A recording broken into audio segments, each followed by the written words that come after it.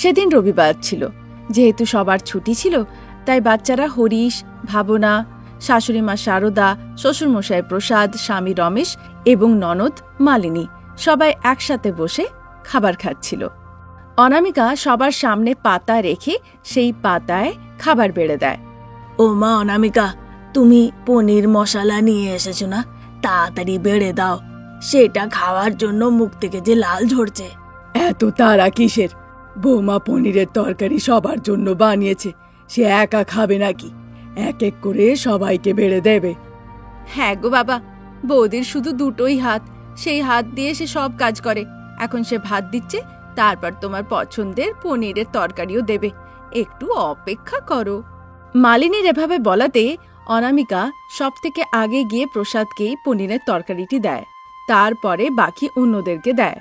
তারপরে সবাই পনির মশলা দিয়ে নিজেদের খাবার খেতে লাগে। বৌমা, সবাইকে খেতে দিলে, তুমি নিজেও বেড়ে খাও। তোমরা খাও বাবা, সবার খাওয়া হলে আমি তারপর খাবো। বাচ্চারা এখন খাচ্ছে, আবার যদি তাদের কিছু লাগে হাত ধুয়ে তাদেরকে দিতে আবার উঠতে হবে। কিন্তু বৌমা, যখনই তুমি পনির বাটার মশলা বানাও, প্রত্যেকবার কিন্তু আলাদা আলাদা স্বাদ হয়, খুবই অসাধারণ, খেয়ে মন ভরে যায়। অনেক হলো প্রশংসা করা, বৌমাও এবার পনির বাটার মশলা খাবে, তাই প্রশংসা কম করো, না হলে তার পেট তাতেই ভরে যাবে। তার এভাবে বলাতে প্রসাদ আর কোনো উত্তর না দিয়ে পেট ভরে পনির মশলা খায়। তারপর বাগানে যায় কলের কাছে হাত ধুতে। সেখানে কলের জলে সে নিজের হাত ধোয়। কিছুক্ষণ পরে শারদা, রমেশ, মালিনী, বাচ্চারা সবাই এক এক করে কলের কাছে হাত ধুতে যায়। কলের জলে তারা নিজেদের হাত ধোয়। ওদিকে অনামিকা বাঁচাখোচা ভাত আর পনির মশলা নিয়ে বসে বসে খাবার খেতে লাগে। মন্দির প্রাঙ্গণে একটি গাছের তলায় সিমেন্টের বেঞ্চের ওপরে বরুণ বসেছিল। তাড়াতাড়ি এসো মালিনী, তোমাকে একটা সুখবর দেওয়ার আছে। একথা সে ভাবছিলই, ততক্ষণে মালিনী ভয়ে ভয়ে তার কাছে আসে। কি ব্যাপার বরুণ, জেনে শুনে তুমি বারবার আমাকে মেসেজ করছিলে, কি হয়েছে? ভালোবেসে বিয়ে করার কথায় আমার পরিবার রাজি হয়ে গেছে, এই সুখবরটা দেওয়ার জন্য আমি তোমাকে বারবার মেসেজ করছিলাম। বরুণের একথা শুনে মালিনী ভীষণ আনন্দিত হয়। বাহ বরুণ, এ তো খুবই সুখবর, চলো আমরা বেকারিতে গিয়ে এটা সেলিব্রেট করি। নিশ্চয়ই সেলিব্রেট করবো, যদি তুমিও নিজের বাড়িতে কথাটা বলো। আমি বাড়িতে এখনো বলতে পারিনি, বৌদিকে বলেছিলাম, সে বলেছে তোমাকে বাড়িতে নিয়ে আসতে। নিশ্চয়ই যাব মালিনী, আমি মা বাবাকে বলবো তারা যেন তোমার বাড়িতে গিয়ে কথা বলে। আরে বাহ, তুমি তো খুব বুদ্ধিমান। এ কথা তারা বলাবলি করে, তারপর সেখান থেকে দুজনেই বেরিয়ে পড়ে। ওদিকে বাগানে ফুল গাছের মধ্যে একটা বিছানা পাতা ছিল, তার উপরে শারদা, প্রসাদ, রমেশ বসে। সেখানে অনামিকা আসে। কি হলো বৌমা, 2 মিনিটও বিশ্রাম না করে এখানে চলে এলে যে? মালিনী নিয়ে কিছু কথা বলতে এসেছিলাম মা। একথা শুনে শারদা খুবই অবাক হয়ে তাকিয়ে থাকে। প্রসাদ খুবই চিন্তিত হয়ে পড়ে। কি বললে? মালিনীর নিয়ে? হঠাৎ করে কি হলো মালিনীর? বেশি চিন্তার কোনো কারণ নেই বাবা, আসলে মালিনীর সাথে বরুণ নামের একটি ছেলে কাজ করে, মালিনী তাকে ভালোবাসে। অনামিকা যখন এই কথা বলে, শোনা মাত্রই শারদা ভীষণ রেগে যায়, আর রেগে মেগে ওদিকে ননদ প্রেম ভালোবাসা করছে, তাকে না বুঝিয়ে উল্টো তুমি তাকে আরো বলছো যে ছেলেটিকে যেন সে আমাদের বাড়িতে নিয়ে আসে। রাগ করো না শারদা, আমাদের বৌমা ভেবে চিন্তেই সব কাজ করে। হ্যাঁ মা, তুমিও তো জানো যে অনামিকা ঠিক, সে কিছু বলার আগে 100 বার ভাবনা চিন্তা করে মা। এমনিতেও ছেলেটি আমাদের বাড়িতে আসছে, দেখি ভালো করে কথা বলি, তারপর একটা সিদ্ধান্ত নেওয়া যাবে।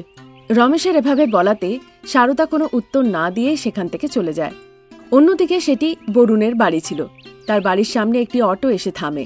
অটোর শব্দ শুনতে পেয়ে বাবা চন্দন বাড়ির ভেতর থেকে বাইরে বেরিয়ে এসে অটোটিকে দেখে। সুজাতা, আর কত সময় লাগবে? ছেলে কতবার ফোন করেছে। হ্যাঁ, ওই দেখো অটো এসে পড়েছে। এভাবে বলাতে সুজাতা ঘরের ভেতর থেকে বেরিয়ে আসে। তারপর দরজায় তালা দিয়ে তারা দুজনে অটোতে গিয়ে চেপে বসে। ওদিকে বাড়ির ভেতরে কাঠের চেয়ারে চন্দন, প্রসাদ, বরুণ আর রমেশ গিয়ে বসে, আর মাটিতে ম্যাট বিছিয়ে শারদা, সুজাতা, মালিনী আর বাচ্চারা বসে। অনামিকা কাছেই দাঁড়িয়ে থাকে।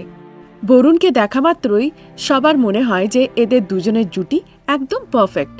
পরিচয় হওয়ার পরে চন্দনবাবু বরুণের নিয়ে বলতে লাগেন, দেখুন প্রসাদ বাবু, আমরা খুব গরিব, আমাদের ছোট্ট পরিবার, একমাত্রই ছেলে, তাকেই লেখাপড়া শিখিয়েছি, তার খুশিতেই আমাদের খুশি। আপনার মেয়েকে আমাদের পছন্দ হয়েছে, এবার আপনি যা বলবেন তাই হবে। বাচ্চাদের জিজ্ঞেস করার আর প্রয়োজন নেই, তারা তো একে অপরকে পছন্দ করে। এবার দেনা পাওনার কথাটা সেরে ফেললেই ভালো হয়। বেয়ান মশাই, এখানে আর দেনা পাওনার কোনো ব্যাপার নেই, যা আপনি দেবেন নিজের মেয়েকেই দেবেন, বিয়ের খরচা আমরা ভাগ করে নেব। কি বলেন দিদি? বলতে দ্বিধাবোধ করবেন না। একথা শুনে শারদা একদম নিস্তব্ধ থাকে। মাসিমা, মা চুপ আছে, তার মানে ওনার মত আছে। এভাবে বলাতে সকলেই ভীষণ আনন্দিত হয়। তারপর মালিনী আর বরুণের বিবাহের দিন আসে। সারা ঘর ফুল দিয়ে সাজানো হয়, চারিদিকে অতিথি আত্মীয়তে ঘর ভরা। মালিনী ওদিকে ড্রেসিং টেবিলে দুঃখিত হয়ে বসে থাকে। তাকে দেখে অনামিকা তার কাছে যায়। বৌদি, মা কোথায়? যতক্ষণ না আমার বিয়ে হয়ে বিদায় হয় ততক্ষণ মা এভাবেই চুপ থাকবে নাকি? দেখো মালিনী, আজকে তুমি দুঃখিত হও না, আজ তোমার বিয়ে, তুমি ভালো করে তৈরি হও। মায়ের রাগ তো তুমি জানোই, সে কিছুক্ষণের জন্যে, এখন তুমি আগে রেডি হও। একথা বলে অনামিকা শারদার ঘরে যায়, যেখানে সে বসেছিল। ওখানে রমেশ আর প্রসাদ আগে থেকেই দাঁড়িয়েছিল। তোমরা যাই বলো না কেন, ছেলেটিকে আমার পছন্দ হয়নি। আমরা গরিব, আর আমাদের থেকেও বেশি গরিব ঘরে নিজের মেয়েকে পাঠাচ্ছি।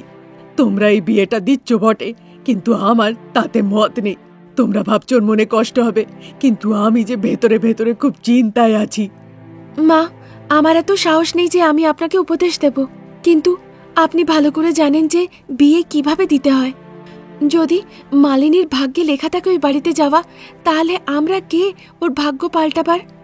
একদম সঠিক কথা বলেছ বৌমা তুমি। মা, এভাবে তুমি বোনের সাথে কথা না বলে চুপ করে থাকলে কি করে হয় বলো? তুমি বিয়ে দেখবে না দেখো না, অন্তত রান্নাঘরটা সামলাও। একথা বলে সেখান থেকে সে চলে যায়। ওদিকে বিয়ের পিঁড়িতে বরুণ আর মালিনী গিয়ে বসে। পুরোহিত মশাই মন্ত্র পড়তে লাগেন, আর এসব দেখে শারদার মুখ হাঁড়ি হয়ে যায়। সব রান্না বান্নায় আমি লঙ্কা মিশিয়ে দিয়েছি, কিছুগুলোতে নুন মিশিয়ে দিয়েছি, সব নষ্ট হয়ে গেছে। এবার সবাই একে অপরের সাথে ঝগড়া করবে আর এই বিয়েটা ভেঙে যাবে। শারদা এরকমটা ভাবে, আর যেরকমটা সে ভাবে সেরকমটাই সেখানে ঘটে। সকলে একে অপরের সাথে ঝগড়া করতে লাগে, তা দেখে শারদা মনে মনে খুব আনন্দিত হয়। বেয়াই মশাই, সব রান্না বান্না নষ্ট হয়ে গেছে, অতিথিরা যারা এসেছিল ঝগড়া করছে, আপনি কিছু করুন। দাদা, আপনি ভয় পাবেন না, আমার বৌমা পনির মশালা খুব ভালো করে বানায়।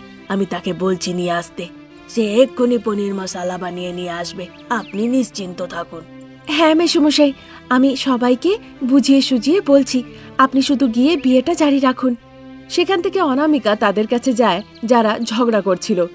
তাদের সামনে হাত জোড় করে সে বলে, আপনাদের সকলের কাছে ক্ষমা চাইছি, ভুলবশত এরকমটা হয়ে গেছে। আপনারা শুধু 30 মিনিট অপেক্ষা করুন, আমি পনির মশালা বানিয়ে নিয়ে আসছি, তারপর আপনারা সবাই খেতে পারবেন। তার কথা শুনে সকলেই ঝগড়াঝাটি বন্ধ করে। তারপর তাড়াতাড়ি করে আগুনে গিয়ে অনামিকা পনির মশালা বানাতে শুরু করে দেয়। বরুণ আর মালিনীর বিবাহের জন্য পুরোহিত মশাই মন্ত্র পড়া শুরু করে দেন। দেখতে দেখতে আধা ঘন্টা কেটে যায়। অনামিকা তার মধ্যেই পনির মশালা বানিয়ে তৈরি করে ফেলে। তারপর সবাই লাইনে বসে ভালো করে খাবার খায়।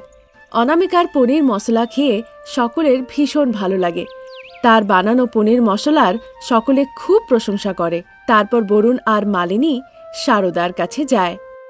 মা, আমি যাচ্ছি, তুমি এভাবে কেন আমার উপরে রাগ করে আছো? যাতে বিয়েটা আটকে যায় তাই তুমি সব খাবার নষ্ট করে দিয়েছ। আমি এই সব কিছু নিজের চোখে দেখেছি। শেষ পর্যন্ত বৌদি পনির মশালা বানালো, তবে সবাই পেট পুরে খেলো, আর আমার বিয়ে সম্পন্ন হলো। একথা শোনার পরে শারদার মায়ের মন গলে যায়। মেয়ের মুখ চেয়ে তার চোখ দিয়ে জল চলে আসে। আমাকে ক্ষমা করে দিস মা, শ্বশুর বাড়িতে খুশি খুশি থাকিস, শ্বশুর শাশুড়ির সেবা করিস। যদি কিছু প্রয়োজন হয় বৌদিকে ফোন করে জানাস। আজ থেকে তোর সব দায়িত্ব তার কাঁধেই। শারদার মুখে কথা শুনে মালিনী ভীষণ আনন্দিত হয়।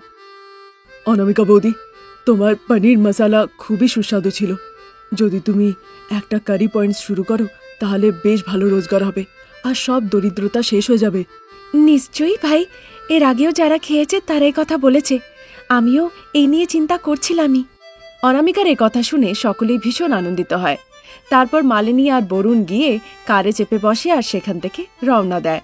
তারপর অনামিকা নিজের একটা কারি পয়েন্ট শুরু করে দেয় আর সেখানে সে নিজের পনির মশালা বিক্রি করতে লাগে। তাহলে অনামিকার এই নতুন প্রজেক্টের জন্য অনামিকা, অল দ্য বেস্ট। সারদা রেগে মেগে বাইরে থেকে ঘরে ঢোকে আর বাইরে বিছানো চৌকির ওপরে বসে এসে স্বামী প্রসাদের দিকে চেয়ে বলে, হ্যাঁ গো, তোমার কন্যা তুল্য বৌমা অনামিকা সে কোথায়? কি হয়েছে সারদা, তুমি এভাবে রেগে আছো কেন? রাগ নয়, যদি আমার নিজের বৌমা এখানে হতো না তাহলে তার গালে দুটো থাপ্পড় কষে লাগাতাম। সে নিজেকে ভাবেটা কি? আহা সারদা, এটা না বলেই যে কি ব্যাপার স্যাপার তুমি আগেই মারধর করার কথা বলছো। এই কিছুদিন আগে ওই শান্তিকে গিয়ে সে রক্তদান করে এসেছে। সারদার মুখে অনামিকা রক্তদান করেছে সে কথাটা শুনে প্রসাদ ভীষণ খুশি হন। আরে বা সারদা, রক্তদান করা তো খুব আনন্দের ব্যাপার, কিন্তু তুমি রাগ কেন করছো? কারণ ওই শান্তিকে আমি পছন্দ করি না, আর এখন যদি তুমি সবুজ ঘাসও রাখো না তাতে আগুন ধরে যাবে। শান্তির রক্তের প্রয়োজন হলো, তাও আমার বৌমাকেই খুঁজে পেল, আর আমার বৌমাও কে আপন কে পর না দেখে রক্ত দিতে চলে গেল। তোমার রাগ কোন কথাটা নিয়ে, যে বৌমা রক্তদান করেছে সেটা, না শান্তিকে রক্তদান করেছে সেটা? দুটোর জন্যই। আমাকে না জানিয়ে সে রক্তদান করতে গেছে, সেটা তার সব থেকে বড় ভুল, আর শান্তিকে গিয়ে রক্ত দিয়েছে সেটা তার দ্বিতীয় বড় ভুল। কোথায় বৌমা? অনামিকা, এদিকে বাইরে এসো তো। বৌমা অনামিকা এখন বাড়িতে নেই। হ্যাঁ হ্যাঁ, সে বাড়িতে কেন থাকবে? সে তো সমাজ সেবা করে বেড়ায়। অন্তত এইটুকু তো বলে যেতে পারে কোন দিকে সে যাচ্ছে। ব্যাস, ফোন এলো আর অমনি বেরিয়ে গেল। সে আমাকে বলে গেছে এই পাশেই একজন বয়স্ক মানুষ ছিল শহীদ বলে, তাকে হাসপাতালে নিয়ে গেছে। আমি আগেই কথাটা বুঝেছিলাম। এতক্ষণ চিৎকার করে করে আমি কথা বলছি কিন্তু বৌমা বেরিয়ে আসছে না, তার মানে সে বাড়িতে নেই। একবার হাসপাতাল থেকে ফিরুক, তারপর দেখো আমি তার কি অবস্থা করি। আজ আমাকে কেউ থামাতে পারবে না, আর যদি কেউ আসে তাহলে তার ওপরেও দুটো পড়বে। যদি আমি মধ্যেখানে আসি তাহলে কি তুমি আমাকেও মারধর করবে সারদা? হায় রে ভগবান, কখনো আমি মেরেছি কি? এমনি রাগের মাথায় মুখ দিয়ে বেরিয়ে গেল। কখনো হাত তুলেছি? তুমি বলো। ঠিক কথা, যখন তুমি রেগে মেগে কিছু বলো না তোমার মুখটা শুকিয়ে যায়। যাও যাও গিয়ে জল খাওগে, ভেতরে জল গেলেই ঠান্ডা হবে, আর তখন বৌমার ওপর থেকেও একটু রাগটা কমবে। কথা হচ্ছিলই ততক্ষণে বয়স্ক শহীদ তাদের বাড়ির সামনে অটো নিয়ে এসে থামে। সারদা প্রসাদ অটোটিকে দেখে। হ্যাঁ গো, মনে হচ্ছে বৌমা ওই বয়স্ক লোকটিকে নিয়ে ফিরে এসেছে। চলো তো একবার গিয়ে দেখি। হ্যাঁ, আমারও তো তাই মনে হচ্ছে সারদা, চলো গিয়ে দেখি। এ কথা বলে দুজনেই অটোর দিকে যায়। বয়স্ক শহীদকে অনামিকা অটো থেকে খুব ধীরে ধীরে নিচে নামায়। সারদা প্রসাদ ধীরে ধীরে হেঁটে সেই অটোটির কাছে যায়। তারপর তারা তিনজনে সৈয়দকে ধরে ধরে অটো থেকে নামিয়ে ঘরে নিয়ে আসে। অটোটি সেখান থেকে চলে যায়। এখন আপনি কেমন আছেন? আমি খুব ক্ষুধার্ত, আমাকে একটু খেতে দাও। সেই বয়স্ক লোকটির মুখে এই কথা শোনার পরে সারদার চোখ দিয়ে জল গড়িয়ে আসে। প্রসাদও তার কথা শুনে খুব মনে কষ্ট পান। আচ্ছা মা, এখন আপনি নিজের চোখের জল মুছুন, আমি তাড়াতাড়ি করে গিয়ে একটু ভাত তরকারি নিয়ে আসি। তুমি এখানেই দাঁড়াও, আমি গিয়ে খাবারটা নিয়ে আসছি। আজ পর্যন্ত ইনি আমায় কিছু বলেননি, আজ প্রথমবার চেয়েছেন, তাই আমি বরঞ্চ নিয়ে এসে এনাকে পেট পুরে খাইয়ে দিই। তুমি কথা বলো। এ কথা বলে সারদা সেখান থেকে চলে যায়। বুড়ো বাবা, আপনি ডাক্তারকে বলছিলেন আপনি নাকি খুব চিন্তায় আছেন। বলুন না, কি নিয়ে এত চিন্তা আপনার? আমার কষ্টের কথা আর কি বলবো অনামিকা বেটি। আমি অনেক মানুষকে অনেক সাহায্য করেছি, কিন্তু সবাই আমাকে ঠকিয়ে সব কিছু নিয়ে চলে গেছে। এমনকি আল্লাহ আমার বেটি আর মেয়েকেও ছাড়েনি। বাবা, মৃত্যু মানে পুনর্জন্ম। মৃত্যু জন্ম এই চক্র তো চলতেই থাকবে। আর এই বয়সে আপনার এত মনে কষ্ট পাওয়া উচিত নয়। আপনাকে শান্তিতে থাকা উচিত। আমাকে আপনি নিজের মেয়ে ভাবতে পারেন। যেদিন থেকে তুমি সারদা প্রসাদের ঘরে বৌমা হয়ে এসেছো, সেদিন থেকে আমি তোমাকে নিজের মেয়ের মতনই ভাবি। ঠিক তখন প্রসাদ মধ্যেখানে বলেন, হ্যাঁ বৌমা, একদিন আমি আর শারদাও এই নিয়ে চর্চা করছিলাম। ওনার সাথে ঘনিষ্ঠতা নেই, কিন্তু দেখো যেদিন থেকে তুমি এসেছো সেদিন থেকে উনি তোমাকে আদর করে মেয়ে বলে ডাকে। কথা হচ্ছিলই ততক্ষণে সারদা ডাল ভাত নিয়ে সেখানে আসে। অনামিকার সাহায্যে প্রসাদ আর সারদা তাকে পেট ভরে খাবার খাওয়ায়। সেই বয়স্ক লোকটিও পেট পুরে খাবার খায়।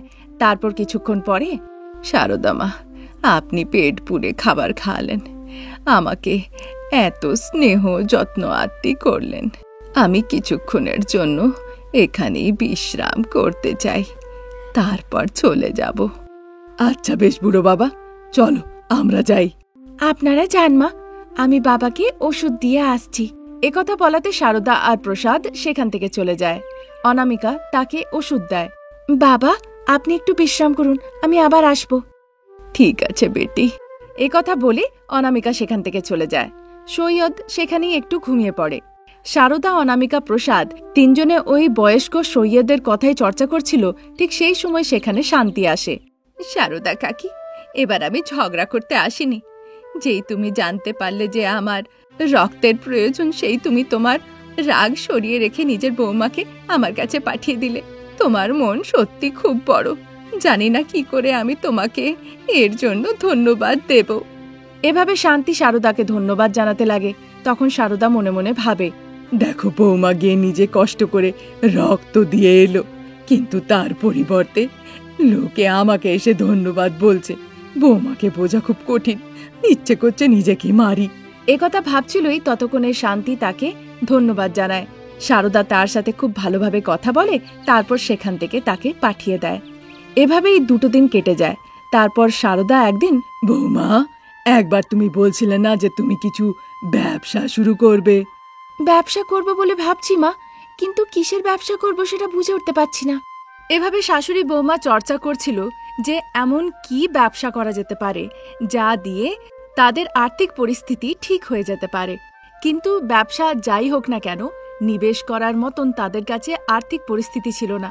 এসব কথা যখন হচ্ছিলই, সৈয়দ সেসব কথা শুনে ফেলে। তাদের কাছে এসে সে তখন বলে, দেখো মা অনামিকা, ব্যবসা সব সময় আবহাওয়া অনুযায়ী করতে হয়। এখন রমজানের মাস চলছে, হালিমের খুব ভালো ডিমান্ড হবে। এক যুগে আমি মাটন হালিম বানাতাম, জানো কি তা? সত্যি বুড়ো বাবা? হ্যাঁ বেটি, এখন আমার বয়স হয়েছে কিনা তাই আর পারি না। বানিয়ে বিক্রি করা খুব কষ্ট, কিন্তু আমি তোমাকে বানানো শেখাবো। গোড়া থেকে শেষ পর্যন্ত আমি সাহায্য করব, তুমি শুধু বানিয়ে বিক্রি করো। কি বলিস বেটি? তার কথা শুনে শাশুড়ি বৌমা একে অপরের দিকে হাঁ করে তাকিয়ে থাকে। তাদের মনের কথা সৈয়দ বুঝতে পারে। ভয় পেও না বেটি, আমি তো থাকবো, কিচ্ছুটি হবে না। হালিম বানাতে আমি তোমাদের সাহায্য করব। বৌমাকে বোঝাও সারদা, এটা বৌমারই হালিম হবে। যা টাকা আসবে সব তোমাদের, আমার কিচ্ছু চাই না। আমার জন্য তো তোমরা আছো। এভাবে বলাতে শাশুড়ি বৌমাও এই ব্যাপারটা নিয়ে বিচার বিমর্শ করতে লাগে। ঠিক সেই সময় প্রসাদ আর রমেশ বাইরের থেকে ভেতরে ঢোকে। তাদেরকেও ব্যাপারটা বলা হয়। সে কি বৌমা, তুমি কত মানুষের কত সাহায্য করেছো, আর এখন তুমি ভাবছো তোমার প্রিয় বুড়ো বাবা তোমাকে সাহায্য করবেন ব্যবসায়? কিচ্ছু হবে না অনামিকা, এত কথা কেন ভাবছো? শুরু করে দাও। বিনামূল্যে না মা, আমি তোমায় টাকা দেব। তুমি ভাবছো কি করে ব্যবসা শুরু করবে, তাই তো? তো ব্যবসাটা শুরু করোই না। হালিমের ব্যবসা খুব ভালো। এখন রমজানের মাস, হালিমের খুব ডিমান্ড। আচ্ছা বুড়ো বাবা, আমি তোমাকে হালিম বানাতে সাহায্য করব। একথা বলাতে সৈয়দ ভীষণভাবে আনন্দিত হয়।